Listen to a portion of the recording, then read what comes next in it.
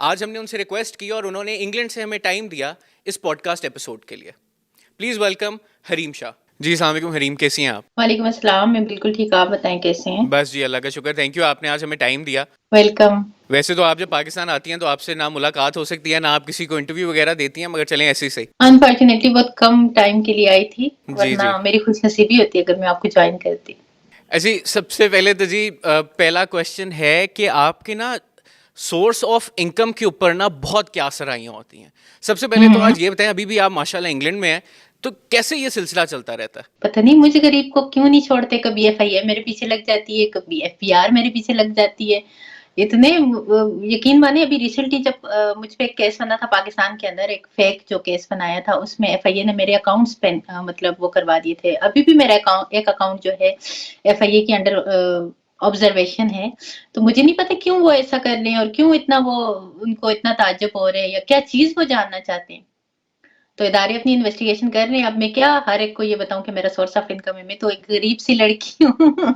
अच्छा, आपने अभी इन्वेस्टिगेशंस का बताया तो आपने मतलब स्टेटमेंट एक दी थी कि आपके जो हस्बैंड हैं ही इज़ वेरी पॉलिटिकली जो है रेलेवेंट और पॉलिटिक्स से भी कनेक्टेड हैं, तो ये वाले क्या उनके लिंक्स बेसिकली हैं? कभी उन्होंने नहीं आपको असिस्ट किया कि इस इन्वेस्टिगेशंस वगैरह में ज़रा कोई आसानी हो जाए? मेरे लिए कभी भी मुझे पहली बात तो ये है कि आपने अगर कुछ गलत नहीं किया होता तो आप इन्वेस्टिगेशन ज्वाइन करते हो या चीज़ों को फेस करते हैं तो आपके लिए मुश्किल नहीं होता। तो जब मैं गलत थी नहीं तो मैं खुद अपने सर पे ये सारी चीज़ें ज्वाइन करके तो मैंने वो की है। तो मुझे इसमें हेल्प की चाहिए नहीं थी कि मुझ पे सख्ती ना करें, तो मुझ पे नरमी करें या मुझे किसी की सिफ़ारिश की ज़रूरत ही नहीं पड़ी। नहीं तो मगर आप अपने हस्बैंड के बारे में अगर थोड़ा सा बता सकें कि उनके एग्जैक्टली कौन से ऐसे पॉलिटिकल लिंक्स हैं जिनका आपने जिक्र किया था आज से पहले? देखिए, वो पीपल पार्टी के साथ मुंसलिक हैं। उनका शुरू से जब वो गवर्नमेंट जॉब भी करते थे, अभी तो ख़ैर उन्होंने छोड़ दी है, अभी अपना वो बिज़नेस रन कर रहे हैं। लेकिन पहले से वो पीपल पार्टी के साथ थे और मैं आपको पता है पीटीआई के साथ हूँ। मेरी सारी एफ़िलिएशन, मेरा सब कुछ पीटीआई के लिए, मैं पीटीआई को सपोर्ट करती हूँ और मेरी हमेशा से सपोर्ट जैसे पीटीआई के लिए रही है उनकी शुरू से पीपल पार्टी के साथ मंसूब है। तो वो पीपल पार्टी के वर्कर हैं और मैं पीटीआई की हूँ। तो बहुत बड़ा डिफरेंस है। तो जी वो जैसी हमारी अज़दवाजी लाइफ मैं को मैं छोड़ मैं यही के पूछने साथ लगा में था कि जैसे मुल्क के हालात हैं, कहीं घर पे भी तो ऐसे हालात नहीं हो जाते पीटीआई और पीपीपी के? हाँ, कभी इमरान खान के बारे में अगर कुछ हो रहा हो तो उस पे कोई हो तो फिर वहाँ पे दिल बर्दाश्त ज़रूर होती हूँ। मैं किसी को भी खान साहब के अगेंस्ट बात नहीं करने देती, चाहे कोई भी हो। मुझसे नहीं बर्दाश्त होता, चाहे वो मेरे अपने हस्बैंड ही क्यों ना हो। वहाँ पे आके एक दफ़ा जब हम टर्की में थे तो वहाँ पे बहस-ओ-मुबाहिसा हुआ था किसी बात पे। जब खान साहब को निकाला था उस पे तो उन्होंने कहा था देखें अब ज़रदारी ने फिर जो है तो वो कर लिया और हम हावी हो गए और खान साहब ये तो फिर मुझे गुस्सा आता था कि क्यों आप मुझे छेड़ते हो ये इस बात में। तो खान साहब की बात पे जब कोई तमस्खर किया जाए या ऐसा कुछ तो वहाँ पे मैं ज़रूर दिल बर्दाश्त होती हूँ क्योंकि वहाँ पे मैं किसी को बात नहीं करना चाहती कि खान साहब के अगेंस्ट कोई भी कुछ भी बोले, चाहे वो मेरे घर का ही कोई फ़र्द क्यों ना हो। और मीडिया पे भी आके मैं जिस तरह से फाइट करती हूँ खान साहब के लिए, मैंने तो कभी भी कहीं पे भी अगर कुछ हो खान साहब के अगेंस्ट कोई बोल रहा है तो वहाँ पे मैं अपनी स्टेटमेंट ज़रूर देती हूँ और मैं अपनी स्टेटमेंट देना अपना फ़र्ज़ समझती हूँ। तो खान अच्छा, साहब तो हमने खान ना साहब है। पिछले काफ़ी सालों में ये देखा है कि एक पीटीआई की तरफ से भी नैरेटिव लगता है वो डिस्टेंट करते हैं शायद कंट्रोवर्सीज के बाद। तो इस बारे में आपका क्या है? आपके कैसे ताल्लुकात हैं अभी भी पीटीआई के साथ? देखिए पीटीआई खान साहब जो हैं उनको मैंने हमेशा से अपना मोटिव माना है। मेरे हमेशा से वो रहबर रहे हैं।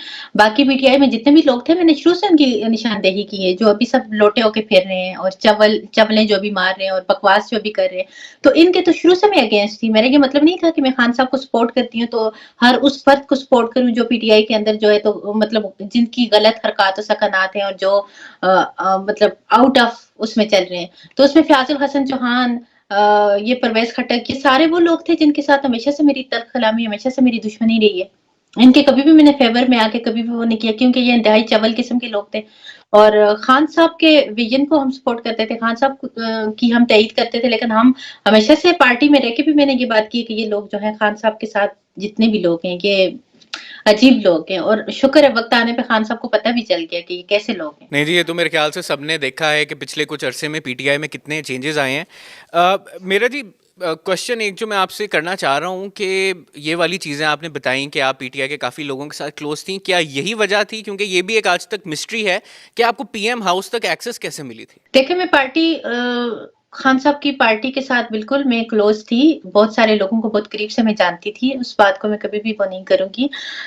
शायद इतना करीब से जानती थी तभी उन लोगों के बारे में मुझे पता चला कि कैसे हैं वो लोग। तो मुझे स्टार्ट से ही था कि ये कभी भी खान साहब को डिच कर सकते हैं। ये कभी भी खान साहब को किसी भी टाइम पे आके धोखा देंगे और वही हुआ जहाँ पे उनको जो नारे लगाते थे मर मिटने के और वो एंड टाइम पे अपनी मर्दानगी से ही भाग गए।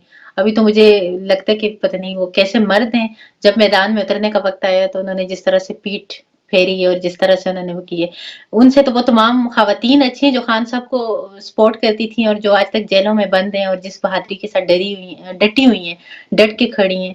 तो ये सारे पॉलिटिकल जिनको सीटें मिली हुई थी उन ख़वातीन के जूते के बराबर भी नहीं है। इन पे तो मेरे ख़्याल में थूकना चाहिए, आम पब्लिक और अवाम को थूकना चाहिए कि एक आम लड़कियाँ जो सिर्फ़ खान साहब को मीडिया पे या सोशल मीडिया पे सपोर्ट करती थी, वो इस वक़्त मतलब किसी भी किस्म का वो करने के लिए तैयार नहीं है। वो कहती हैं सब कुछ जाए, कुर्बान हो जाए, लेकिन खान साहब के लिए खड़ी हैं।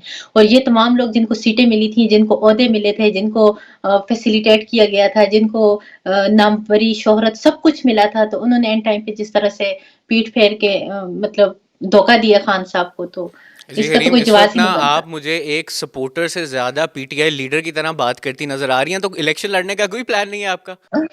देखिए इलेक्शन लड़ने का प्लान सही वक़्त आने पे इंशाल्लाह मगर कुछ डेफ़िनेटली लॉन्ग टर्म कोई लड़ूँगी। ऐसा प्लान हो कि पीटीआई के एज़ अ लीडर सामने आना है? देखिए, वो तो मेरा अपना लक और मेरा अपना वो है, अगर मैं एज़ अ लीडर ना भी आऊँ, तो तब भी मैं खान साहब के साथ ही खड़ी हूँ। तो जब से खड़े हैं, तब से तो हमें कोई सीट या कोई ओहदा या कोई वो नहीं था। हमने तो अपना फ़र्ज़ समझ के एक सच्चे और एक सादिक और एक अमीन इंसान का साथ दिया, सिर्फ़ और सिर्फ़ इसलिए कि वो हमारे वतन के लिए, हमारी कंट्री के लिए जो है तो मुस्बत है और करप्ट नहीं है। तो इसका ज़रूरी तो नहीं कि ओहदा हो या सीट हो, तो तभी आप मैं as a social media activist जो मेरी रिस्पॉन्सिबिलिटी है, मैं उसको निभा रही हूँ। एक मैं जो जी सवाल करना चाह रहा हूँ, मेरे ख्याल से हमारे सारे व्यूअर्स भी जानना चाहते हैं कि पिछले काफ़ी अरसे में बहुत सी कंट्रोवर्सीज़ में आपका नाम आया, बहुत सी दफ़ा आपका नाम लिया गया, कभी किसी इंडस्ट्री से रिलेटेड, कभी किसी इंडस्ट्री से रिलेटेड। अब आपकी पर्सनल लाइफ पे इसका क्या असर पड़ता है? फैमिली के साथ रिलेशंस कैसे हैं? दोस्तों के साथ रिलेशंस कैसे हैं? संदल खटक वाला जो सारा सिनेरियो था, उनके साथ अब आपकी सुलह हो गई है, या क्या वो क्या स्टोरी है ये सारी? देखिए, मैं अपनी फैमिली के बारे में बारहा बता चुकी हूँ, एक दफ़ा फिर मैं आप लोगों को बताना चाहती हूँ कि मैं खुद जब इस मैदान में कूदी थी या जब मीडिया को मैंने जॉइन किया था, तो मेरी फैमिली से दूर-दूर तक किसी की भी लाइफ़ पब्लिक नहीं थी। मैं जिस फैमिली से बिलॉन्ग करती थी और बहुत मुश्किल था, बहुत दुश्वार था, लेकिन सब जब मैंने खुद अपने लिए किया, तो मेरी खुद की एक इंडिपेंडेंट लाइफ़ थी, जिसमें मैंने अपने फैसले खुद करने थे, सब कुछ खुद करना था। तो अगर कोई मुश्किल वक़्त भी होता था, तो उसको मैं खुद ही हैंडल करती थी। बाकी फैमिली की या चीज़ों को मैंने कभी किसी की देखा ही नहीं या किसी की चीज़ों को देख के मैं चली ही नहीं हूँ। ऐसा कभी भी नहीं हुआ। तो मेरी जहाँ तक उसके बाद मैरिड लाइफ़ है, वो भी डिस्टर्ब नहीं हुई। उससे पहले थोड़े बहुत मसाइल होते थे, मेरे फैमिली पसंद नहीं करती थी मेरा मीडिया पे आना और मेरी बेबाकी और इस तरह से बोलना और इस सारी चीज़ों को। हमेशा से वो इसके बरअक्स ही बोलते थे और मुझे गाइड करते थे, जो अपना एक फ़रीज़ा निभाते थे। लेकिन मुझे ठीक लगता था, लोग मुझे कहीं पे भी ज़ुल्म नज़र आता था, ज़्यादती नज़र आती थी।